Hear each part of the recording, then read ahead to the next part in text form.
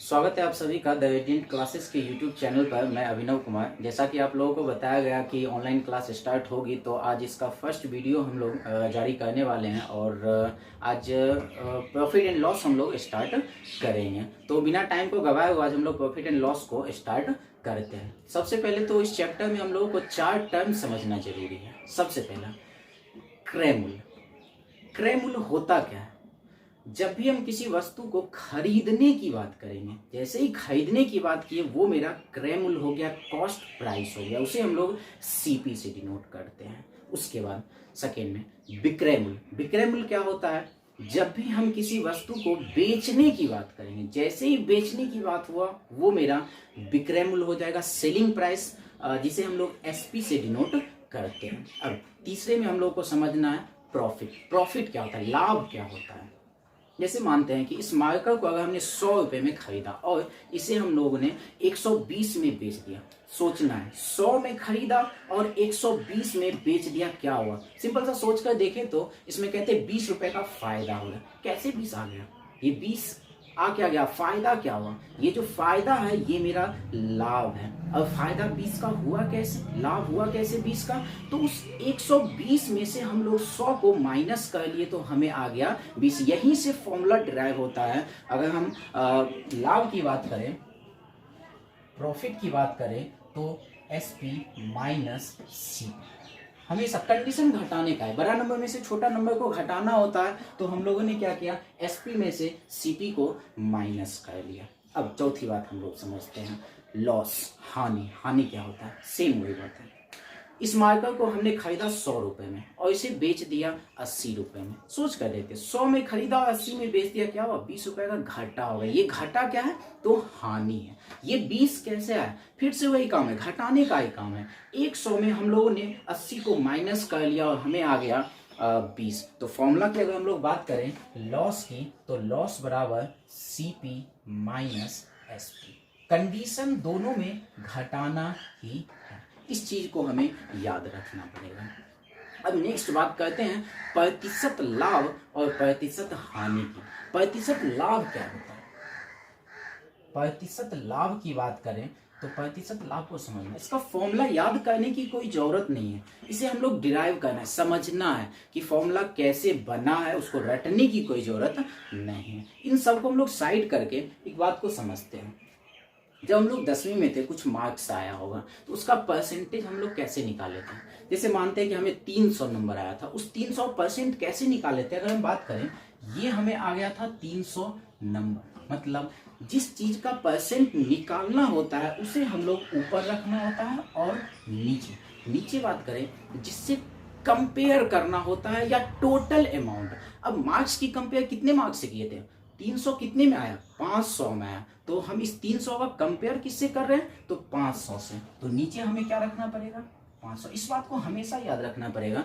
प्रतिशत निकालने के लिए जिसका प्रतिशत निकालना हो उसे ऊपर रखना होता है, और जिस नंबर से कंपेयर करना हो या फिर टोटल अमाउंट को नीचे रखना होता है। प्रतिशत निकालने के लिए 100 से मल्टीप्लाई करना होता है। अगर हम लोग इसे सॉल्व करें तो ये आ जाता है 60। तो हम लोगों ने क्या कहा था कि 60% हमें मार्क्स आया। क्या ये बात समझ में आई? तो इसी तरह से हम लोग आते हैं प्रतिशत लाभ की बात करते हैं।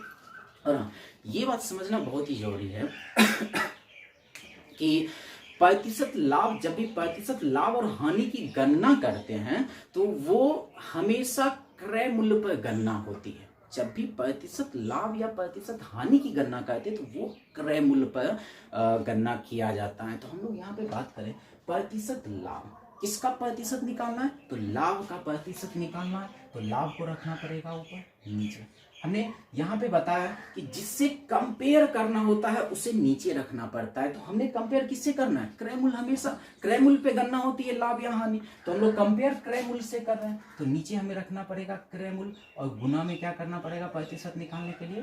तो 100। ये मेरा हो गया प्रतिशत लाभ का फॉर्मूला। सेम इसी तरह से हम लोग बात करें प्रतिशत हानि की बात करते हैं। तो प्रतिशत हानि, किसका प्रतिशत निकालना है? हानि का प्रतिशत निकालना है। तो हानि को ऊपर रखना है, नीचे। लाभ हो या हानि हो, उसका कंपेयर हमेशा किससे होता है? तो क्रय मूल्य से होता है। नीचे रखना पड़ेगा क्रय मूल्य, और प्रतिशत बनाने के लिए 100 से गुना। ये मेरा फॉर्मूला हो गया प्रतिशत लाभ और प्रतिशत हानि का। तो इस चीज को हमें नोट करना पड़ेगा। अब आगे फॉर्मूला सीपी का, कॉस्ट प्राइस का भी फॉर्मूला होता है, क्रय मूल्य का भी फॉर्मूला होता है और विक्रय मूल्य का भी फॉर्मूला होता है। लाभ हो तो अलग क्रय मूल्य का फॉर्मूला, हानि हो तो क्रय मूल्य का अलग फॉर्मूला, लाभ हो तो विक्रय मूल्य का अलग फॉर्मूला, हानि हो तो विक्रय मूल्य का अलग फॉर्मूला, जिसे हम लोग को यूज नहीं करना। हम लोग अभी से जो भी क्वेश्चन हम लोग सॉल्व करेंगे सारे विदाउट फॉर्मूला पे हम लोग काम करेंगे। तो हम लोग अब डायरेक्ट हम लोग क्वेश्चन को स्टार्ट करते हैं। तो सबसे पहले करना ये है कि क्वेश्चन मैं लिखा रहा हूं, तो क्वेश्चन को आप लोगों को लिखना है और क्वेश्चन में बोलने के बाद आप लोग पॉज कर करके क्वेश्चन को लिख लेना है। और उसके बाद फिर हम लोग उसका सॉल्यूशन करेंगे, फिर से पॉज करके सॉल्यूशन को लिखना है, नहीं तो ये वीडियो लंबा हो जाएगा, इस वजह से ऐसा करना पड़ रहा है। तो सबसे पहला क्वेश्चन की हम लोग अगर बात करें तो उसे नोट करना है। किसी वस्तु को 580 रुपए में खरीद कर 20% लाभ पर बेच दिया गया, तो वस्तु का विक्रय मूल्य क्या होगा। क्वेश्चन को एक बार फिर से नोट करना है। किसी वस्तु को 580 रुपए में खरीद कर 20% लाभ पर बेच दिया गया, तो वस्तु का विक्रय मूल्य क्या होगा। अब हम इसकी चर्चा करते हैं, इस क्वेश्चन की चर्चा करते हैं। आप लोग पता होगा कैसे बनाना है, आप लोग सॉल्व इस क्वेश्चन को कर सकते हैं क्योंकि बिल्कुल आसान सा क्वेश्चन है, लेकिन फिर भी हम इसके कॉन्सेप्ट की बात करते हैं। ऐसे क्वेश्चन को 3 कॉन्सेप्ट से हम लोग बना सकते हैं, समझ कर। सबसे पहले हम इसके ओरिजिनल कॉन्सेप्ट की बात करते हैं, बेसिक कॉन्सेप्ट की बात करते हैं कि क्या हमें करना है। अगर हम बात करें, क्वेश्चन को ध्यान से पढ़ें, तो 580 रुपए में खरीद कर, तो ये खरीदने की बात कर रहा है, तो ये 580 रुपए मेरा क्या है, क्रय मूल्य है। और उसके बाद बात करें 20% लाभ पर बेच दिया गया, तब हमसे क्या पूछा गया है, विक्रय मूल्य हमसे पूछ दिया गया। सबसे पहले बेसिक कॉन्सेप्ट की बात करते हैं, कैसे ये काम होता है, तो फिर हम देखते हैं। सबसे पहले मेरा क्रय मूल्य है कितना, 580 रुपए। अब क्या हुआ, इसमें 20% लाभ लेकर बेचा गया, इसका मतलब क्या है, 20% ज्यादा में बेचा गया। अगर 20% हानि में बेचा जाता, इसका मतलब होता कि 20% कम में बेचा गया है। किसका, क्रय मूल्य का 20% ज्यादा, या फिर क्रय मूल्य का ही 20% कम। इस क्वेश्चन में वस्तु को 20% लाभ पर बेचा गया, मतलब हम इस क्रय मूल्य का निकालेंगे 120% और परसेंट के बदला नीचे दे देंगे 100, ये 0 0 कैंसल, ये आ जाएगा 696। सबसे पहला कॉन्सेप्ट क्लियर है क्या करना। अब सेकेंड कॉन्सेप्ट की बात करते हैं। ये सेकेंड कॉन्सेप्ट है रेशियो कॉन्सेप्ट। रेशियो कॉन्सेप्ट क्या होता है, इसे समझना हम लोगों को।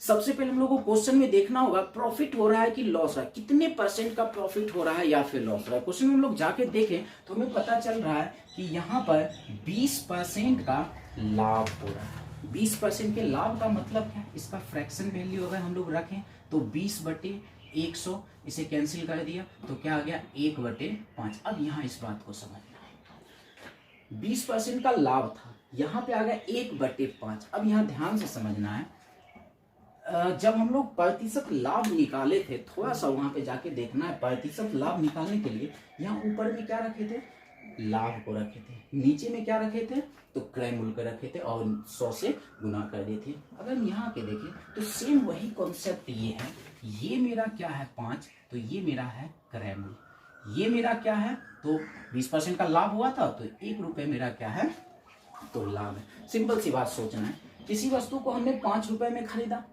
1 रुपए के लाभ में उसे बेच दिया, तो भाई हमने उसे बेचा कितने में, तो 5 रुपए प्लस 1 रुपए, हमने उसे बेच दिया 6 रुपए। क्या ये बात समझ में आई।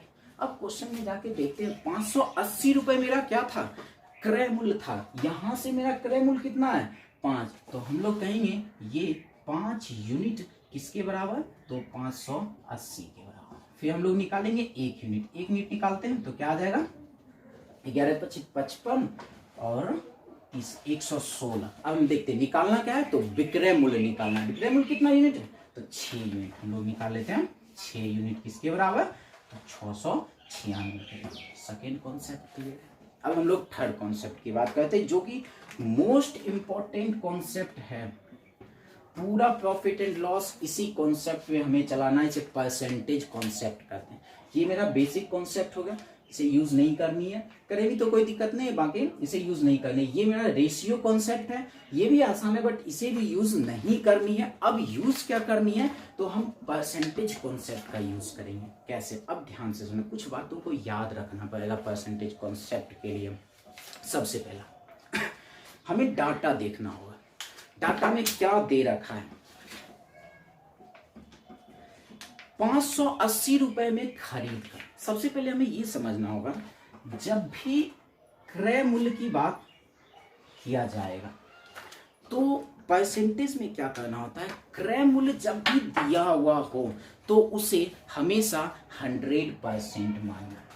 क्रय मूल्य को हमेशा क्या करना है, 100। चाहे हमारे क्वेश्चन में क्रय मूल्य दिया हुआ हो, फिर भी उसको मानते हैं कि हमारे क्वेश्चन में 580 रुपए क्रय मूल्य दे रखे हैं, तो क्रय मूल्य 580 किसके बराबर, 100% बराबर। नहीं भी दे रखा है फिर भी क्रय मूल्य किसके बराबर, 100% के बराबर होगा। अब दूसरी बात करते हैं विक्रय मूल्य। विक्रय मूल्य किसके पे, विक्रय मूल्य डिपेंड करता है लाभ या हानि पर। विक्रय मूल्य का जब भी मैं परसेंटेज कॉन्सेप्ट में दोनों का परसेंट ही रखना होता है। क्रय मूल्य हमेशा 100%।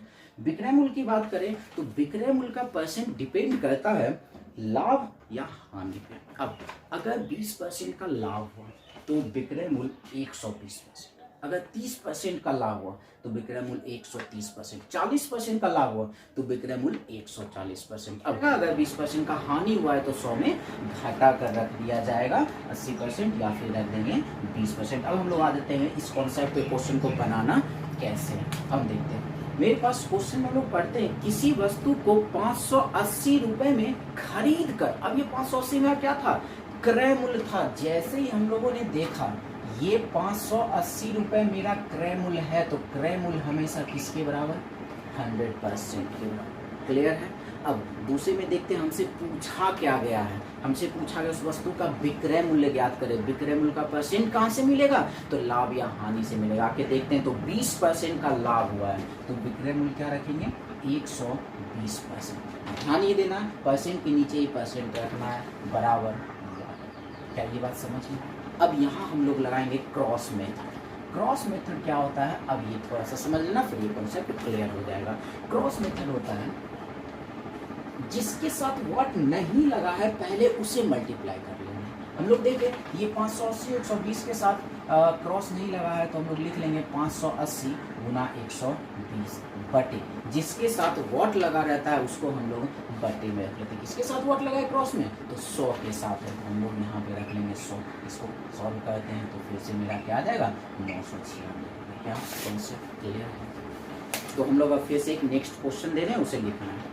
किसी वस्तु को 600 रुपए में खरीद कर 15% हानि पर बेच दिया गया तो वस्तु का विक्रय मूल्य ज्ञात करें। एक बार फिर से क्वेश्चन नोट कर लें। किसी वस्तु को 600 रुपए में खरीद कर 15% हानि पर बेच दिया गया तो वस्तु का विक्रय मूल्य ज्ञात करें। फिर से हम लोग इस क्वेश्चन को देखते हैं, काम वही करना है। क्वेश्चन को हम लोग सॉल्व करते हैं। किसी वस्तु को 600 रुपए में खरीद कर, ये मेरा 600 रुपए क्या है, 600 रुपए मेरा क्रय मूल्य है। तो हम लोग जानते हैं क्रय मूल्य हमेशा किसके बराबर है, क्रय मूल्य हमेशा 100% के बराबर। क्लियर। अब जाके देखते हैं, हमसे पूछा क्या गया, तो उस वस्तु का विक्रय मूल्य ज्ञात करें। तो विक्रय मूल्य किस पर डिपेंड करता है, तो लाभ या हानि पर डिपेंड करता है। 15% की हानि हुई तो 100 में हम लोग हटा दिए 15 को, क्या आ जाएगा 85% बराबर व्हाट। फिर से क्रॉस मेथड हम लोग लाते, सेम वही काम करना है। जिसके साथ व्हाट नहीं है उसको पहले गुना कर लेना है और जिसके साथ व्हाट है उसे नीचे रख देना है। इसको हम लोग कैंसिल करें तो 6 बचे 30 का 0 बाकी 3 अच्छे 48 3 51 510 रुपये हमारे विक्रय मूल्य आसानी से निकल जाए। क्लियर है ये कॉन्सेप्ट। फिर से एक क्वेश्चन करना है। किसी वस्तु को 1080 रुपये में बेचने पर 10% की हानि होती है तो उस वस्तु का क्रय मूल्य ज्ञात करें। एकदम आसान सा क्वेश्चन। फिर से एक बार सुन लें। किसी वस्तु को 1080 रुपए में बेचने पर 10% की हानि होती है तो वस्तु का क्रय मूल्य ज्ञात करें। फिर से हम लोग इस क्वेश्चन पे आते हैं और देखते हैं। डाटा को समझना है।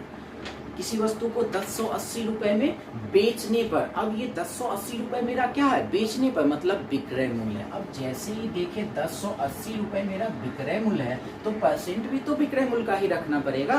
तो हम लोग देखते हैं विक्रय मूल्य का परसेंट कहाँ से आता है, तो लाभ या हानि से आता है। देखते हैं 10% की हानि हुई, तो 10% की हानि का मतलब क्या है, इसे कितना रखना पड़ेगा, 90%। क्लियर है। अब आके देखते हैं उस वस्तु का क्रय मूल्य ज्ञात करें। क्रय मूल्य हमेशा कितना होता है, तो 100% होता है। तो 100% बराबर, फिर से वही काम करना, क्रॉस मेथड अप्लाई कर देना। जिसके साथ वाट नहीं है पहले उसको हम लोग गुना कर लेते हैं, 1080 गुना 100 बटे जिसके साथ वाट है उसको नीचे रख लेते हैं। इसको हम लोग सॉल्व करते हैं, 12 9 108, 12 गुना 100 क्या आ जाएगा, 1200। कितने आसानी से सॉल्व कर लिया क्वेश्चन। नेक्स्ट क्वेश्चन, एक और आखिरी सवाल हम लोग इस पर करते हैं, इस टाइप पर। किसी वस्तु को 1200 रुपए में बेचने पर 20% का लाभ होता है तो उस वस्तु का क्रय मूल्य ज्ञात करें। फिर से एक बार क्वेश्चन सुन लें। किसी वस्तु को 1200 रुपए में बेचने पर 20% का लाभ होता है तो वस्तु का क्रय मूल्य ज्ञात करें। सेम कॉन्सेप्ट आप लोग एक बार इसे सॉल्व भी कर सकते हैं, वीडियो पॉज करके सॉल्व कर लें, फिर से वीडियो स्टार्ट करके इसका सॉल्यूशन देख लें। तो हम लोग देखते हैं, जैसे 1200 रुपए में क्या था, बेचने पर। बेचने पर का मतलब है विक्रय मूल्य। सबसे पहले तो ये 1200 रुपए मेरा विक्रय मूल्य था। विक्रय मूल्य का परसेंट कहाँ से मिलता है, तो लाभ या हानि से मिलता है। जाके देखे तो 20% का लाभ है, मतलब 100 में जोड़ दिए, क्या आ जाएगा 120%। 1200 बराबर 120%। फिर से हमसे पूछा है क्रय मूल्य क्या होगा, क्रय मूल्य किसके बराबर, 100% के बराबर। तो 100% बराबर फिर से क्या कर देना, वाट क्रॉस मेथड अप्लाई कर देते हैं। तो 1200 जिसके साथ वाट नहीं है उसको पहले गुना कर लेना, जिसके साथ वाट है उसको नीचे रख देना। इसको सॉल्व करें, ये कैंसिल, ये आ गया 10 बार में, तो क्या आ गया इसका क्रय मूल्य। इतना आसानी से हम लोग ने कॉन्सेप्ट सॉल्व कर लिया। तो सबसे बेस्ट मेथड मेरे ख्याल से परसेंटेज कॉन्सेप्ट सबसे अच्छा मेथड होता है। तो हम लोग इसी पे पूरा प्रॉफिट एंड लॉस इसी कॉन्सेप्ट पे हम लोग काम करेंगे। तो आज के लिए इतना ही रहने दिया जाता है, बाकी फिर से हम लोग नेक्स्ट वीडियो में और काम करेंगे। तो आप लोगों का होमवर्क ये है, इस सारे क्वेश्चन को, आसान सा क्वेश्चन था बट एक बार फिर से इन सारे क्वेश्चन को आप लोग फिर से बना लेंगे। और साथ ही साथ आपके पास जो भी बुक हो उन बुक में ऐसे क्वेश्चन को आप लोगों को ढूंढना हो, इस कॉन्सेप्ट का यूज, कॉन्सेप्ट ये परसेंटेज कॉन्सेप्ट का यूज करना, इसका भी कर सकते हैं बट मेरे ख्याल से percentage concept is the best concept. तो इस कॉन्सेप्ट पे जो भी क्वेश्चन हो उसे आप लोग सॉल्व करेंगे, बाकी हम लोग फिर से नेक्स्ट वीडियो में मिलेंगे। तो आज के लिए बस इतना ही, थैंक यू।